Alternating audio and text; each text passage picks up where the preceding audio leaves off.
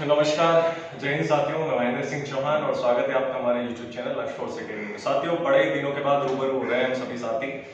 तो आज से जो मैं डेली आप लोग के लिए 3 वीडियो अपलोड करूंगा। पहला रहेगा आपका गणित का, दूसरा आपका रहेगा रीजनिंग और तीसरा रहेगा आपका जीके का साथियों, यानी कि प्राचीन इतिहास यानी इतिहास हम लोग उठाएंगे।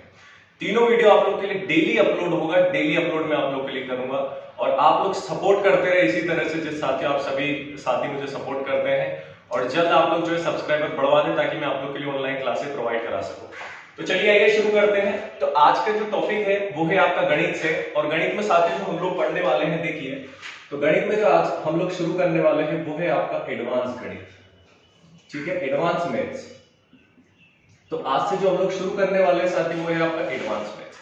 एडवांस मैथ्स से कौन सा टॉपिक लेने वाला हूं? इंपॉर्टेंट टॉपिक लेने वाला हूं जहां से जो है एग्जाम में, चाहे वो एमपी पुलिस हो, एसएससी हो, रेलवे हो, आरआरबी, एनटीपीसी, कोई सी भी एग्जाम, उसके लिए बहुत ही फायदेमंद होने वाला है। तमाम वीडियो देखे होंगे यूट्यूब पे जो आप लोग को मेन क्वेश्चंस करा देते हैं। नहीं साथियों, मैं आपका जीरो लेवल से उठाऊंगा और आरएस अग्रवाल यानी अंक गणित के आपके टॉपिक कराऊंगा। पूरी गणित जितने भी टॉपिक है आपके आरएस अग्रवाल अंक गणित वो तमाम आप लोग को करवा चाहूंगा। एडवांस गणित शुरू कर रहे हैं। एडवांस गणित में जो आज का टॉपिक है साथी वो है आपका डीआई। कौन सा है? डीआई। डीआई यानी कि data interpretation. Data interpretation clear है साथियों? डीआई जिसे बोला जाता है। अब ये क्या होता है, तो आप लोगों ने देखा होगा कि इसके अंदर क्या क्या चीजें आती हैं। पाई चार्ट आता है, बार ग्राफ आता है, ठीक है, लाइन ग्राफ आता है। ये सारी तमाम चीजें जो हम लोग इसके अंतर्गत पढ़ने वाले हैं। ठीक है, तो देखिए शुरू कर रहा हूं मैं एडवांस गणित। ध्यान रखिएगा, संख्या पद्धति सरलीकरण से शुरू नहीं कर रहा हूं, ठीक है, वो हम लोग फटाफट निपटा देंगे। मेन चीज आपकी है। तो देखिए, यानी आज जो हम लोग शुरू करने वाले हैं डीआई। अब डीआई के अंतर्गत कौन कौन से टॉपिक आते हैं देखिए। तो डीआई के अंतर्गत साथ जो जो टॉपिक आते हैं आपके वो देखिए, और हम लोग जो आज शुरू करने वाले हैं वो कौन सा टॉपिक है आप देखिए। आज जो टॉपिक कराऊंगा उसको 2 पार्ट में खत्म करूंगा मैं, ठीक है, ध्यान रखिएगा। चलिए, तो पहला जो आता है आपका इसमें साथी वो आता है पाई चार्ट। ठीक है, पहला आता है आपका पाई चार्ट। मैं इंग्लिश में भी लिख देता हूं यहाँ पर, पाई चार्ट को पाई चार्ट ही बोला जाता है। क्लियर है? ये लीजिए। दूसरा आता है आपके यहाँ पर दंड आरेख। दंड आरेख, दंड आरेख यानी कि बार ग्राफ जिसे बोला जाता है साथियों, बार ग्राफ। क्लियर है? अगला आता है आपका यहाँ पर रेखा चित्र। रेखा चित्र, रेखा चित्र यानी कि लाइन ग्राफ। रेखा चित्र यानी क्या हो जाता है? Line graph. और आखिरी आता है आपका यहाँ पर सारणियम। सारणियम यानी कि जिसे बोला जाता है टेबुटेशन। टेबुटेशन। इसमें क्या रहता है? इसमें एक सारणी दे देता है, टेबल दे देता है आपको, उसमें कुछ आंकड़े रहते हैं, डाटा रहता है साथियों, और उसके आधार पे जो है आपको इसको हल करना रहता है। क्लियर है साथियों? तो ये चीज आपको ध्यान रखना है जो डीआई के अंतर्गत हम लोग पढ़ने वाले हैं। बहुत इंपॉर्टेंट टॉपिक है, ध्यान रखिएगा। तो यहाँ से जो है आपके प्रश्न बनने की संभावना रहती है 100% रहती है। मध्य प्रदेश कांस्टेबल का परीक्षा पेपर उठा के देख लेना पिछली बार, कोई सा भी 5 क्वेश्चन, 4 से 5 क्वेश्चन आपको मिलेंगे इस टॉपिक में, ध्यान रखिएगा। और वो 4 से 5 क्वेश्चन में से 1 नंबर भी कटने नहीं दूंगा, मेरा बात है। बस आप निरंतर बने रहिए साथी। और ऑनलाइन यदि आपको सीधा लाइव चलना हो तो आप लोग जल्द से जल्द सब्सक्राइबर बढ़वा दें। बहुत ही कम सब्सक्राइबर की और जरूरत है, उसके बाद हम लोग शुरू करते हैं। ठीक है, तो इसको देख लेना, आप लोग यहीं से शुरुआत कर रहे हैं। और आज जो हम लोग शुरू करेंगे वो है आपका पाई चार्ट। क्या साथी? Pie chart. देखिए, चलिए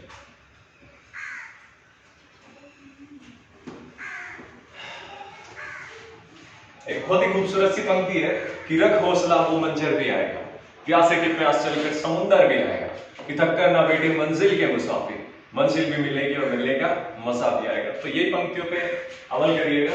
और शुरुआत करते हैं यहाँ से हम लोग डीआई की। तो डीआई में जो आज का टॉपिक है साथियों वो कौन सा है आपका यहाँ पर?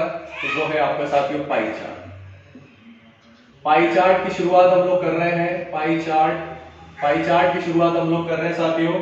तो पाई चार्ट में जो आज हम लोग शुरुआत करें, देखिए रेता कैसा है। तो कुछ इस तरह से आपको एक गोल घेरा बना देगा, ये कुछ इस तरह से बना दिया। ठीक है, ये अलग अलग आपको यहाँ पर डाटा दिया जाता है, अलग अलग आंकड़े आपको कुछ इस तरह से देके रखता है। ठीक है साथियों, ये अलग अलग आंकड़े कुछ इस तरह से आपको यहाँ पर देके रखता है। ठीक है, अब इसमें क्या रहता है साथियों आपका, ठीक है, कुछ भी दे देगा यहाँ पर, शिक्षा दे देगा, इधर दे दिया आपको शिक्षा के बारे में आंकड़ा दे दिया, या आपको भोजन का दे दिया, ठीक है, यहाँ आपको यातायात का दे दिया, ठीक है, और यहाँ पे आपको मान लिया जाए कुछ कार्यालय का दे दिया, कार्यालय, ठीक है। और इधर आपको मान लिया जाए कोई सा विभाग दे दिया, ठीक है। और इधर मान लिया जाए आपको कुछ भी रोजगार दे दिया, ठीक है, कुछ भी इस तरीके से। सबका अलग अलग परसेंटेज दे दिया, मान लो ये 14% दे दिया, यहाँ पे आपको 24% दे दिया, यहाँ कुछ, यहाँ कुछ, यहाँ कुछ, यहाँ कुछ, यानी टोटल मिला के जो रहेगा आपका, जब भी प्रतिशत की बात करें तो प्रतिशत बराबर आपका क्या रहता है, तो ये आपको पता होना चाहिए 100% रहता है, यानी टोटल जितने भी आंकड़े देके रखेगा वो आपको परसेंट में दे देता है, तो टोटल का योग आपको पता होना चाहिए क्या होता है, 100% होता है। यदि यहाँ पर कुछ एक छोड़ देता, बाकी के आपको कुछ भी यहाँ पर कुछ भी दे देता, कुछ भी दे देता, इन सबको जोड़ देते, कहीं ना कहीं आपको जोड़ने पे 90, 95, 94 से कुछ आता। और यदि यहाँ पर देके नहीं रखता तो आपको पता होना चाहिए कि यहाँ पे क्या आने वाला है। यदि 94 अगर टोटल हो रहा है तो यहाँ पर कितना आ जाएगा आपका, 6% होगा, चाहे दे नहीं रखा हो, लेकिन ये आपको पता होना चाहिए।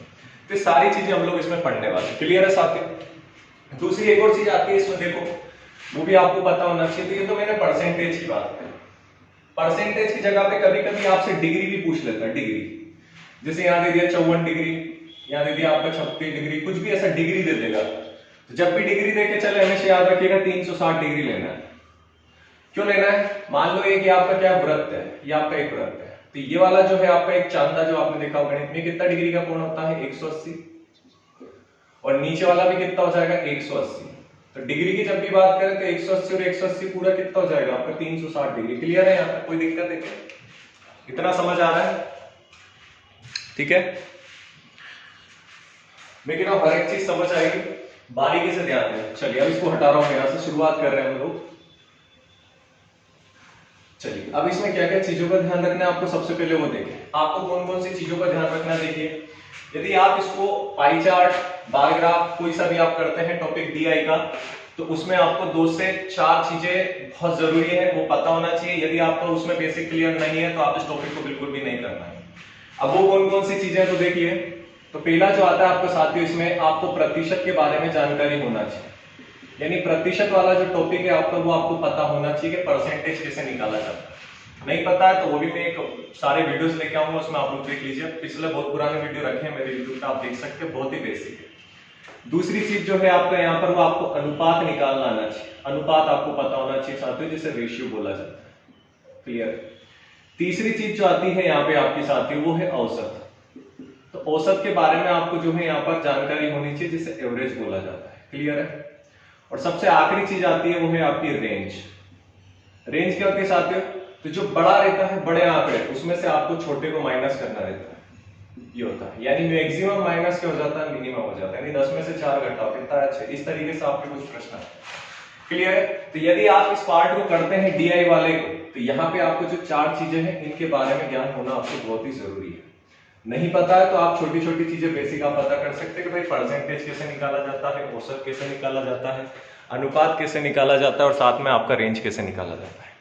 क्लियर है, यहाँ तक कोई दिक्कत है इसमें, मुझे बता दो, ठीक है। चलिए अब जो है प्रश्न की शुरुआत करने जा रहा हूं। प्रश्न आपके सामने स्क्रीन पर दिखाई देगा आपको। तो देखिए साथियों, आपके सामने पहला प्रश्न स्क्रीन पर है।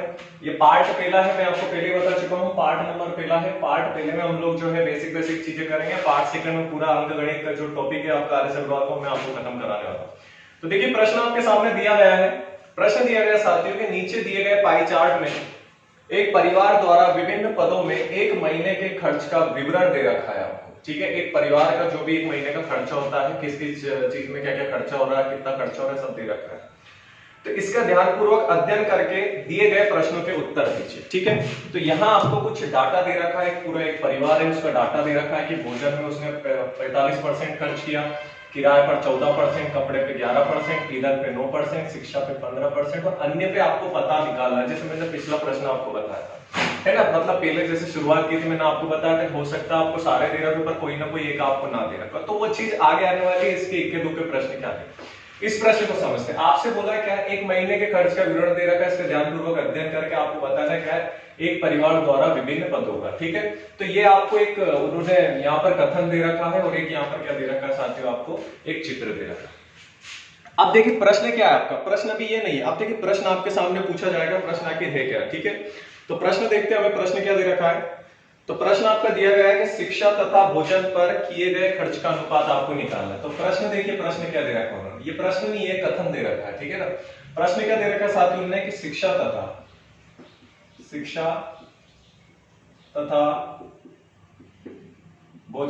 तथा भोजन पर किए गए खर्च का अनुपात,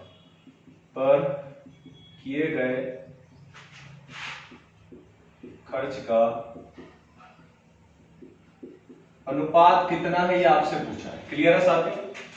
क्लियर है? यहां तक कोई दिक्कत होगी इसमें? ठीक है, कोई दिक्कत नहीं होनी चाहिए आपको। क्या बोला है आपसे बोला है शिक्षा तथा भोजन पर किए गए खर्च का अनुपात। मैंने आपको शुरुआत में बताया था पाई चार्ट DI अगर अपन पढ़ रहे हैं तो उसमें आपको 4 चीजों के बारे में जानकारी होना बहुत जरूरी है, प्रतिशत, अनुपात, औसत और रेंज। ठीक है, देखिए उसमें से आपको एक चीज सामने आ गया है, अनुपात। अब देखिए उन्होंने बोला क्या है, शिक्षा तथा क्या पूछा है साथियों आपसे, भोजन, और आपसे निकालना क्या अनुपात। तो अनुपात कैसे निकालते हैं, देखिए सबसे पहले तो ये पता होना चाहिए।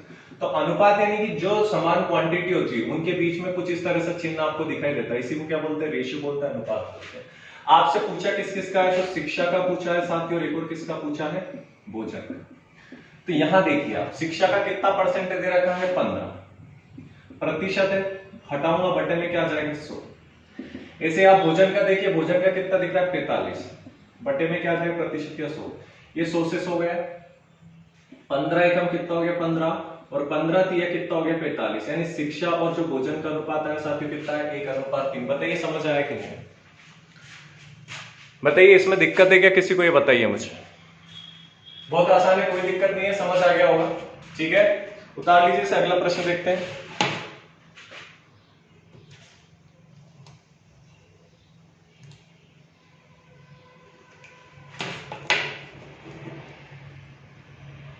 चलिए ठीक है, हटा रहा हूं से।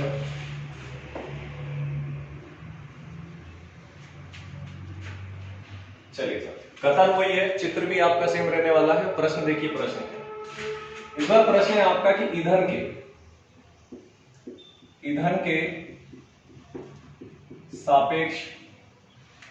के सापेक्ष किराए पर किया गया खर्च, किराए पर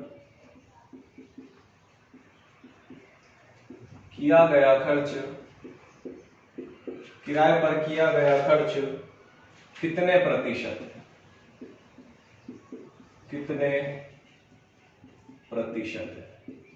ठीक है, ये आपका प्रश्न है सर। प्रश्न क्या है, ईंधन के सापेक्ष किराए पर किया गया खर्च आपसे इस बार उसने पूछा है। ठीक है, यानी आपसे क्या कह रहा है, वो कंपैरिजन की बात कर रहा है साथी। क्या बात कर रहा है आपसे, वो कंपैरिजन की बात कर रहा है, तुलना की बात कर रहा है। ठीक है, कंपैरिजन की आपसे बात कर रहा है कि ईंधन के सापेक्ष किराए पर। तो देखिए ईंधन का कितना परसेंट दे रखा है, यहाँ पर 9% दे रखा है, किराए का आपको कितना दे रखा है, यहाँ पर 14% दे रखा है। तुलना कर रहा है, हमेशा आपको ध्यान क्या रखना, देखिए जो पहली चीज है उसकी दूसरे से आपसे यदि तुलना करता है तो जो दूसरी वाली चीज रहती है उसका जितना भी डाटा रहता है, जितना भी उसका, ठीक है, जितना भी उसका मान रहता है उसको सबसे पहले उठाएंगे। देखिए किराए का कितना दे रखा है, यहाँ पर आप देखें तो किराए का आपको दे रखा है 14%, तो मैंने क्या लिखा है यहाँ पर 14। ठीक है, पहले वाले की तुलना दूसरे से कर रहा है, जो पहले वाला दे रखा है हमेशा उसका मान डाटा जो है नीचे आएगा। देखिए यहाँ पर आपको ईंधन का कितना दे रखा है, 9%, ये मैंने लिख दिया 9। कोई दिक्कत है यहाँ तक बताइए, क्लियर है? तो बटे में क्या आ जाएगा, 9। बात प्रतिशत की कर रहा है तो गुणित क्या कर देंगे आप, यहाँ पर 100 क्या कर देंगे साथ ही, गुणित आप क्या कर देंगे। जब आप इसमें भाग देंगे 9 से 14 में आप भाग देंगे, और जब पूरा काटा पीटी आप करेंगे तो आपका जो मान निकल के आएगा वो आएगा 155.55। ठीक है, करके देख लेना आप लोग कैसा आएगा, 155 क्या आएगा आपका 55। एप्रोक्स आपसे कहीं कहीं ये देखे रखेगा 100, यहाँ पे 55 की जगह पे आपको ऐसा भी दे सकता है 155.56। ठीक है, क्यों, क्योंकि यहाँ पर खत्म नहीं हुआ है। देखिए ये विषम है और ये सम है, विषम और सम का बिल्कुल दुश्मन जैसा काम होता है। ठीक है ना, इनका तालमेल कहीं नहीं बनता है। तो विषम और सम का 36 का आंकड़ा होता है, इसलिए यहाँ पर खत्म नहीं होगा, चलता जाएगा। तो चलता जाएगा तो यहाँ से रिपीट होता है, तो यहाँ से मैं 1 को बढ़ा दूंगा, कितना ले लिया 6, तो ये आपका क्या जाएगा, उत्तर। कोई दिक्कत है यहाँ तक? ठीक है, चलिए तो उतार लो इसे आप लोग, हटा रहा हूं मैं यहाँ से। तो देखिए एक ही प्रश्न में से, यानी कि एक कथन दे रखा है, एक पूरा चित्र दे रखा है पाई चार्ट का आपका, और एक ही में से आपके 3 से 4 से 5 प्रश्न जो कि हमारी परीक्षाओं में पूछे जाते हैं। ठीक है, चलिए अगला देखते हैं। ज्यादा सब्सक्राइब करें आप लोग, अपने मित्रों तक पहुंचा दें अगर चीजें लैंग्वेज आपको समझ आ रही हो। चलिए अगला प्रश्न है साथियों आपके सामने।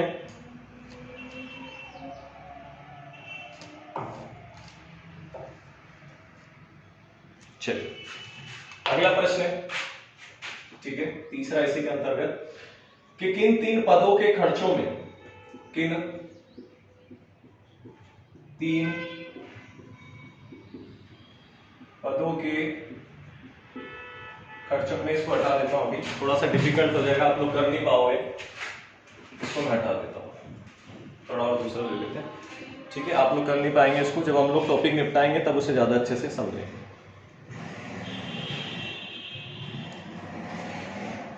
चलिए अगला देखते हैं, यदि परिवार की कुल आय, यदि परिवार की कुल आय, आय यानी कि साथ इनकम, इनकम आवक, ठीक है ना, यदि परिवार की कुल आय 25,000, कितना दे रखा आपको, 25,000 रुपए है, तो किराए तथा भोजन पर, तो किराए तथा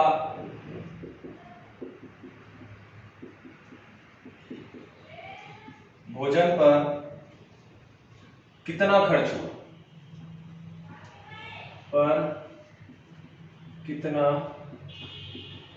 खर्च हुआ ये आपको बताना, ठीक है। इस बार आपसे क्या क्या पूछा है, देखिए इस बार आपसे क्या बोला है, कुल आय दे रखी है उन्होंने, तो देखिए निपटाते हैं इसको, बहुत आसान है, कोई दिक्कत नहीं है। कुल आय देखिए आप, तो कुल आय कितनी दे रखी है यहाँ पर परिवार की, 25,000 रुपए, कितनी दे रखी है, 25,000। उन्होंने बोला है किराए तथा भोजन पर कितना खर्च हुआ, दोनों को मिला के बोल रहा है, तो किराए तथा भोजन कितना दे रखा है आपको यहाँ पर, देखिए भोजन 45 है और किराया कितना साथ में 14 है, तो मैं यहाँ क्या कर सकता हूँ, 14 + 45 कर दिया, परसेंटेज है, बटे में क्या कर दिया मैंने यहाँ पर 100, ये 2 जीरो से तो 2 जीरो गया आपका। फिर आगे हल करेंगे हम, तो 25 यानी 250 गुणित इनको आप जोड़ दे, कितना हो जाएगा, 5 4 9, और 1 और 5 कितना हो जाएगा, 1 और 4 कितना हो जाएगा आपका 5। कोई दिक्कत है कि यहाँ तक बताइए, ठीक है। जब आप इसको हल करेंगे तो आपका जो है, इसको आप गुणा करके देख लीजिए, ठीक है ना, गुणा करके आप देख ले साथियों, तो गुणा करने पर आपका कितना आ रहा है, 14,750 आ रहा है, ठीक है, 14,750 आ रहा है, ये आप लोग कर सकते हैं, दिक्कत हो तो मैं बता दूं, 9 का 0 में क्या 0, 9 पंजे 45 का 5 हासिल 4, 9 दूनी 18 और 4 कितना हो जाएगा 22, 5 का 0 में क्या 0, 5 का 25 का 5 हासिल 2, 5 दूनी 10 और 2 कितना हो गया 12, यहाँ से 0, ये 5, ये 7, ये 4 और 1, देखिए 14,750। कोई दिक्कत है क्या इसमें? तो समय को बचाने के लिए मैं आपको कोई उत्तर डायरेक्ट भी लिख देता हूं, तो इसको ये ना सोचे कि सर बता नहीं रहे, ठीक है। चलिए तो हो गया होगा, अगला समझ, ठीक है। तो आपको समझ आ रहा है किस तरीके से एक आपको चित्र दे देता है और उसके आधार पे आपको जो है 4 से 5 प्रश्न दे देगा, और हर प्रश्न साथ ही आ रहा है कि 1-1 नंबर का होता है।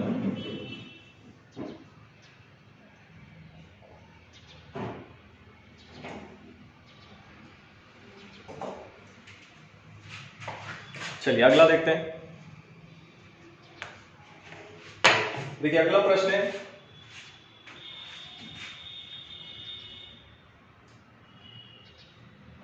ईंधन तथा, तो अगला प्रश्न आपको क्या दे रखा है इसमें, ईंधन तथा भोजन, ईंधन तथा भोजन, ईंधन तथा भोजन में खर्च की गई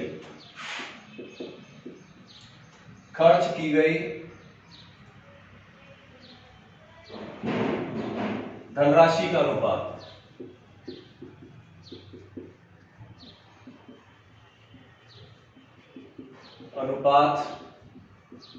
कितना है ये आपसे पूछा, ठीक है। तो आसान है, कोई दिक्कत नहीं है। देखिए अनुपात ही तो पूछा है, अनुपात पूछा है किस किस का, ईंधन और भोजन का, तो यहां लिख दो भाई ईंधन, और अनुपात क्या लिख दिया मैंने, भोजन। ईंधन का कितना दे रखा है 9%, भोजन का कितना दे रखा आपको 45%, ये 9 एकम 9, 9 पंजे कितना हो गया 45। बताइए कोई दिक्कत है क्या इसमें, डायरेक्ट करना है भाई, डायरेक्ट करना है, कोई दिक्कत ही नहीं है इसमें, डायरेक्ट निपटाना है ना, बताइए कोई दिक्कत है क्या, ठीक है।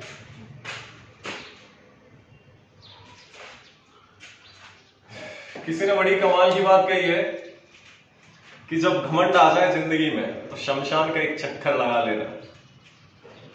अच्छे अच्छे बल्लम जो है ना वहाँ राख बन गए। तो कहने का मतलब है कभी भी गुरु मत आने देना, अपने अंदर की चीजें आती है तो प्रैक्टिस करें, है ना, अपने मित्रों को बताएं, ठीक है, ताकि आप कभी ना भूलें उसे। बाकी में छोटी छोटी पोएट्री वगैरह आपको पता है वीडियो में मिली जाती होगी, स्टोरी वगैरह सब लाते हैं, ठीक है। और कल से और बीच बीच में थोड़ा ज्यादा अच्छी पोएट्री लाऊंगा, शायरी वगैरह, तो उससे क्या थोड़ा मनोरंजन होता रहता है, ठीक है। चलिए अगला देखें।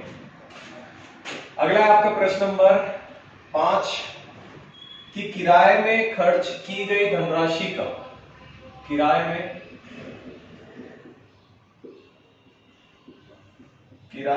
खर्च की गई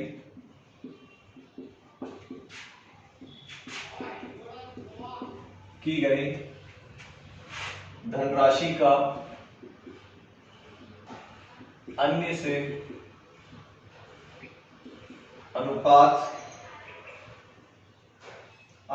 अनुपात कितना है? ये लीजिए, जिस प्रश्न का हमें इंतजार था, आखिर वही प्रश्न सामने आ गया साथियों। देखिए अब देखिए आपसे पूछा किस किस का, देखिए फिर वही अनुपात है तो दिक्कत बिल्कुल भी नहीं आनी चाहिए। तो किस किस का अनुपात निकालना है? तो किराया का अनुपात निकालना है किससे भाई? तो अन्य से। अब अन्य से मतलब क्या है? जो अदर आपको यहाँ दे रखा था। तो क्या मुझे दे रखा है कि नहीं दे रखा? मैंने शुरुआत में बताया था। तो देखिए क्या करना है, इसको निकालना तो इन सबको जोड़ना पड़ेगा। देखिए 45 और 15 आपका कितना हो जाएगा साथियों? यहाँ पर 60 हो जाएगा। 60 और 14 आपका 74 हो गया। 74 और 11 आपका 85, और 85 और 15 आपका कितना हो जाता है यहाँ पर साथियों? ठीक है, शायद कहीं कुछ गड़बड़ हो गई क्या? जो अच्छे तो जोड़ लिया ना। ठीक है, 45 और 15 तो 60, और 60 और इधर आप लेंगे ऐसे तो ये 74 हो जाएगा। 74 एक 75, 75 और 10 कितना हो गया आपका? तो 85। 85 और 9 कितना हो जाएगा साथियों आपका यहाँ पर? तो 94 हो जाएगा। 94। तो अन्य कितना होगा आपका? देखिए 100 में से 94 आ गया हमारे पास, कितना बचा? 6%।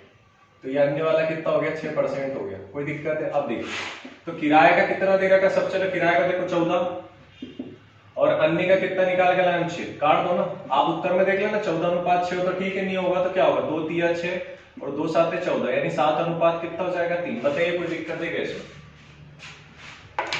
इसमें कोई दिक्कत है क्या? बताइए कोई दिक्कत है क्या इसमें? 7:3 आपका बिल्कुल सही जवाब है। चलिए एक और प्रश्न लेते हैं, आखिरी प्रश्न है इसका। पार्ट नंबर 2 लेके आने वाला हूं मैं। पार्ट नंबर 2 में, पार्ट नंबर 2 में अब क्या चीजें आपको देखिए मनोबल बढ़ जाता है ना, जब अंदर से मोटिवेट हो जाते हैं हम लोग कि हाँ यार आप चीज आ सकती है, कोई दिक्कत नहीं है। हवा बना रखा है भाई, कुछ भी नहीं है, मैं कह रहा हवा बना रखा है यार, है ना। कईयों कोचिंग वाला डरा के होऊंगा और ऐसा और ऐसा क्लास आओ, ये नहीं है, कुछ नहीं है भाई, मैं बैठा हूँ यार, क्यों लोड ले रहे हो? ठीक है, चलिए तो आखिरी प्रश्न देख लो कि कपड़े और ईंधन में क्या दे रखा है? कपड़े और ईंधन में खर्च की गई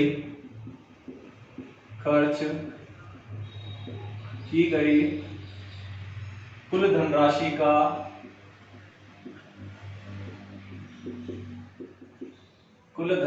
का शिक्षा में खर्च की गई राशि से अनुपात कितना है? ये लो। अब इसमें क्या स्पेशल है भाई? कुछ नहीं है, कुछ भी नहीं है, देख लो कुछ नहीं है। आपसे इस बार बोला है कपड़े और ईंधन, यहाँ पर 2 चीज ले ली, तो कपड़े और ईंधन का कितना दे रहा है? तो कपड़े का 11% है, प्लस ईंधन का कितना दे रहा है आपको यहाँ पर? 9%। तो इन दोनों को तो एक बार अलग ले लो। अनुपात, इनका अनुपात निकालना है किससे? शिक्षा से। तो शिक्षा का कितना दे रखा है यहाँ पर? 15, तो इधर कर दो 15, ये हो गया हाल। कोई दिक्कत ही नहीं है, परसेंट है तो परसेंट तो एक दूसरे से कट ही जाता है, इसलिए मैं लगा ही नहीं रहा हूं, पर ज्यादा किचड़ हो जाएगी। अब इनको जोड़ लो तो भाई 11 और 9 कितना होता है आपका? 20, और इधर कितना होता है? 15। बताइए कितना आएगा? 5 3 15 और 5 चुके 20, यानी 4 अनुपात कितना आ गया 3। समझ आया कि नहीं बताइए। तो 4 अनुपात 3 जिन भी साथियों का आ रहा है मेरे 4 अनुपात 3 बिल्कुल सही है। और खत्म नहीं हुआ है साथियों, एक और अच्छा बढ़िया सा प्रश्न है वो हम लोग करने वाले हैं, इसको उतार लीजिए आप। 4 अनुपात 3 आपका बिल्कुल सही जवाब है। 4 अनुपात 3 आपका बिल्कुल सही जवाब है साथियों। तो उम्मीद है आपको समझ आ रहा होगा, ठीक है। चलिए तो हटा देता हूं इसको, और आज का आखिरी प्रश्न है, ठीक है। पार्ट पहला है साथी, याद रखिएगा पार्ट पहला है आपका पाई चार्ट का, और पार्ट दूसरा बहुत जल्द लेके आऊंगा, ध्यान रखिएगा। 2 पार्ट में खत्म करेंगे, और चाहे 1 घंटे का हो, 1.5 घंटे का हो, 2 घंटे का हो, कितना हो वो करना आपको है। मैं सिर्फ आप लोग के लिए कोशिश कर रहा हूं, मेहनत कर रहा हूं, बाकी करना आपको। चलिए देखिए, तो आखिरी प्रश्न है शिक्षा, ठीक है।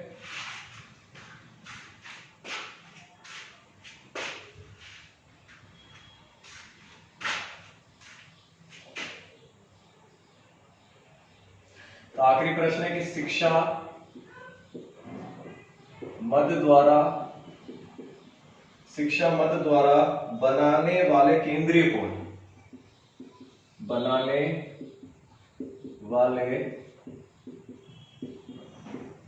वाले केंद्रीय कोण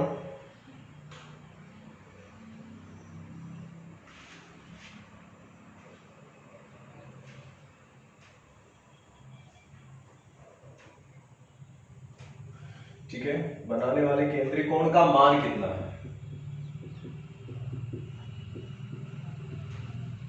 ठीक है। ये आपसे बोला है कि शिक्षा मद द्वारा बनाने वाले केंद्रीय कोण का मान कितना है साथियों, आपसे पूछा कि केंद्रीय कोण का मान कितना है, आपसे पूछा। देखिए केंद्रीय कोण क्या है, शिक्षा बोला है ना, तो केंद्रीय कोण यानी कि ये वाला कोण कितना है। देखिए यहाँ तो परसेंट दे रखा है, कोण दे रखा है कि नहीं दे रखा है, ठीक है ना। तो केंद्रीय कोण का मान पूछा, और जब भी आपसे कोण की बात करें, डिग्री की बात करें, डिग्री या कोण बात एक ही, डिग्री या कोण बात एक ही। जैसे कोण बोला मैंने 90, तो ये डिग्री है कि नहीं, तो बात एक ही। तो पूरे का यदि मैं लूंगा तो कितना होगा आपका 360। तो जब भी इस तरह का प्रश्न है, किसी एक का आपसे शिक्षा का बोला, देखिए क्या करेंगे, तो टोटल डिग्री कितनी होती है 360, गुणित कर देना। पूछा शिक्षा का कितना परसेंट दे रखा है 15, बटे में क्या कर देना प्रतिशत हटा के बटा 100, बस इतना सा करना है, कुछ नहीं करना। समझ आया कि नहीं आया बताइए, समझ आया कि नहीं आया इसमें बताइए, समझ आया कि नहीं आया। क्या बोला मैंने, केंद्रीय कोण आपसे पूछा तो टोटल डिग्री ले लो 360, जिससे बोला है उसका परसेंटेज बटे में 100। ये 1 0 से 1 0 गया, इसको आप काट दें, इसको छोड़ो, मैं पूरा अच्छे से लिख देता हूं। 360 गुणित आपका 15 बटे में आपका कितना 100।